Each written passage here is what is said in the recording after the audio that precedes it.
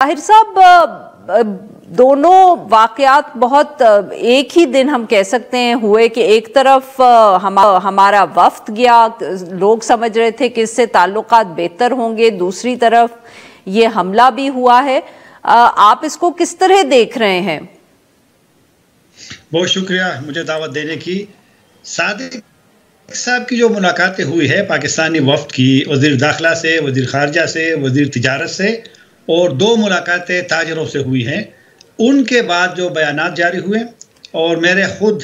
جو بات ہوئی تھی وہاں تاجروں کے نمائندے سے، خان جان الکوزی سے، تو ایک امید پیدا ہو گئی تھی کہ تعلقات آگے کی طرف چلے جائیں، اور جو بد اعتمادی کا ماحول تھا، جو ایک کشیدگی تھی، اس میں کمی بھی ہو۔ یہ ان بیانات کو اگر آپ پڑھ بھی لیں جو بیانات کابل سے جاری ہوئے ہیں، اور صادق صاحب نے اپنے ایکس پہ، ٹویٹر پہ جو لکھا ہے، لیکن اچانک جو شام کو 8:30 بجے افغانستان کے وقت ہمارے پاکستان کے 9 بجے جو حملے ہوئے، تو میرے خیال میں وہ جو ایک امید پیدا ہو گئی تھی وہ مایوسی میں تبدیل اس لیے ہوئی ہے کہ افغانستان کا ایک بڑا سخت موقف آیا ہے، اور ابھی چند منٹ پہلے افغان وزارت خارجہ نے پاکستانی ناظم الامور عبید الرحمن نظامانی صاحب کو طلب کیا تھا، اور احتجاج بھی کیا اور ڈی مارچے بھی مطلب کیا انہوں نے۔ تو سمجھ نہیں آ رہی کہ کیا دلائل، کیونکہ یہ مسئلہ تو آج کا تو ہے نہیں میرے خیال میں۔ طاہر صاحب معاف کریے گا، آپ کی بات یہاں کاٹ رہی ہوں۔ کچھ لوگوں کا یہ بھی خیال ہے، یا ہم کہہ سکتے ہیں کہ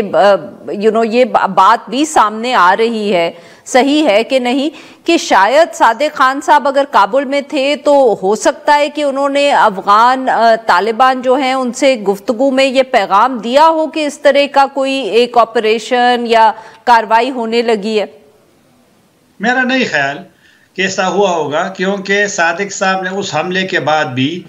وہ آج تقریباً عصر تک وہ کابل میں رہے، اور آج بھی ان کی وہاں جو سفارتکار تھے ان سے ایک میٹنگ طے تھی، ہونی تھی، اور کل شام کو وہ نائب وزیر اعظم سے بھی ملے ہیں۔ تو میرا نہیں خیال کہ ان کی وہاں موجودگی میں انہوں نے میسج بھی دیا اور پھر وہاں پر آرام سے بیٹھا بھی رہا ہے، ملاقاتیں بھی کر رہا ہے، ایسا تو نہیں ہوتا۔ اور دوسری بات یہ ہے کہ یہ 3 دن کا دورہ تھا، اور ماضی میں جتنے بھی دورے ہوئے ہیں اعلیٰ سطحی یا اس طرح وفود کے، وہ 1 دن یا زیادہ سے 2 دن۔ تو اگر 3 دن کا دورہ ہو، تفصیلی ملاقاتیں ہو، اور مثبت بیانات بھی آئے شروع ہو جائے، تو یہ والا واقعہ تو میرے خیال میں اس پہ تو حساسیت تھی۔ افغان طالبان کے بیانات تقریباً 3 بیانات آ گئے، اور بڑے سخت بیانات ہیں، اور یہ بھی بڑی حیرانگی کی بات ہے کہ پاکستان نے جب اس سال مارچ میں حملہ کیا تھا تو وزارت خارجہ نے کہہ دیا تھا کہ انہوں نے حملہ کیا ہے، اور افغانستان کے 3 بیانات آنے کے باوجود پاکستان کا اس وقت جب میں آپ سے بات کر رہا ہوں، نہ وزارت خارجہ کا بیان آیا ہے، نہ پاکستانی فوج کا بیان، ISPR کا بیان آیا ہے، کوئی خاموشی ہے۔ تو میرے خیال میں چیزیں تو واضح ہونی چاہیے، لوگوں کے ذہن میں تو سوالات ہوں گے نا پاکستان میں۔ اب اگر آپ نے کام کیا ہے اور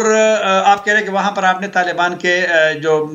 وہاں پہ ان کے لوگ تھے ان کو مارا ہے، اور افغان طالب، آپ نے خود بھی کہا کہ افغان طالبان کا تو الگ موقف ہے، وہ تو کہہ رہے کہ سویلین مارے گئے ہیں، ذبیح اللہ مجاہد کا بیان ساری میڈیا نے رپورٹ کیا ہے، تو وہ تو سویلین کی بات کرتا ہے۔ تو میرے خیال میں پاکستان کے تو طاہر صاحب معاف کریے گا، آپ کی بات کاٹ رہی ہوں، we running out of time here. Target کیا تھا؟ افغان حکومت تو یہی کہہ رہی ہے کہ وہاں سویلینز مارے گئے ہیں، بٹ ہماری طرف سے ٹارگٹ کس کو کیا گیا تھا؟ پاکستان نے کچھ نام دیے ہیں، مطلب پاکستان کے جو سیکیورٹی اداروں سے قریب سمجھنے والے جو ایکس اکاؤنٹ ہے سوشل میڈیا کے، اس میں انہوں نے 4 لوگوں کے نام دیے ہیں کہ یہ انہوں نے وہاں پہ اس کو ہدف بنایا ہے، ان کو مارا ہے۔ ایک نام تو جو انہوں نے دیا ہے کہ ان کے جو میڈیا کا انچارج ہے وہ TTP نے کہا ہے کہ نہیں وہ تو زندہ ہے، ان کی ویڈیو جاری کی ہے۔ دوسری بات، پاکستان کا یہ موقف ہے کہ انہوں نے ان کے کیمپوں کو مارا ہے، ان کے سسٹم کو تباہ کیا ہے، ان کے لوگوں کو مارا ہے، لیکن افغان حکومت کا تو ذبیح اللہ مجاہد نے تو کہا ہے کہ 46 لوگ مرے ہیں، اور اس میں ان کے بقول کہ اس میں بچے ہیں اور خواتین ہیں۔ میں BBC پشتو پڑھ رہا تھا، انہوں نے پکتیا کے ڈاکٹروں کے حوالے سے بات کی ہے، اس نے کہا کہ 22 وہاں جو لاشیں لائی گئی ہیں وہ تو عام لوگوں کی تھی، بچوں کی تھی اس میں۔ تو لہٰذا کچھ چیزیں مطلب میرا خیال ہے کہ صادق صاحب کے دورے کا انتظار کرنا چاہیے تھا، ان کے نتائج کیا ہوتے ہیں کیا نہیں ہوتے، لیکن میرے خیال میں بمباری سے تو مسئلے تو حل نہیں ہوتے نا۔